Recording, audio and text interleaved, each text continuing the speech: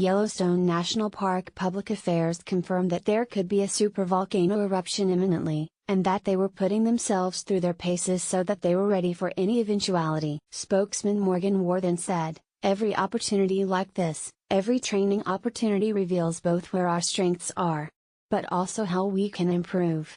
Mr. Worthen knows that emergency services will need to be absolutely prepared if a catastrophe strikes near Mammoth in Yellowstone National Park. Getty Yellowstone test run was a success. A model bus crash was simulated for the first time in several years, in order to steel emergency workers for a crisis. The exercise took place on a discrete road behind employee housing in order to minimize local disturbance. While the simulation was underway, the Yellowstone spokesman also discussed the challenges his team will face if there is a supervolcanic eruption at Yellowstone. He said, "You know, the number one challenge is we are remote, so it takes a while to get to Yellowstone.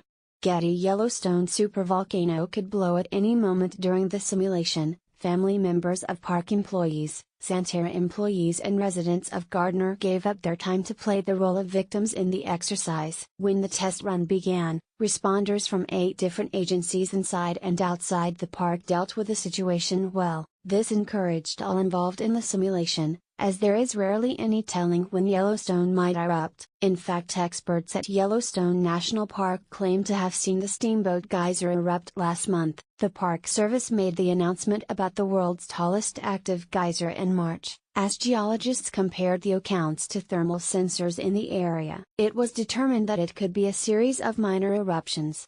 And meteorologist Tom Singh told WGN News, "Minor earthquakes occur in the Yellowstone area 50 or more times per week, but a major eruption is not expected in the foreseeable future."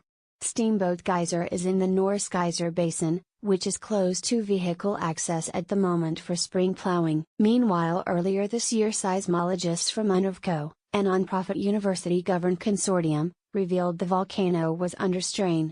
Getty Yellowstone spokesman said the test went well using global positioning system, borehole tilt meters, and borehole strain meters to measure minute changes in deformation at Yellowstone. David Manson and Glenn Mattioli said the strain signal is larger than would be expected if the crust under Yellowstone were completely solid.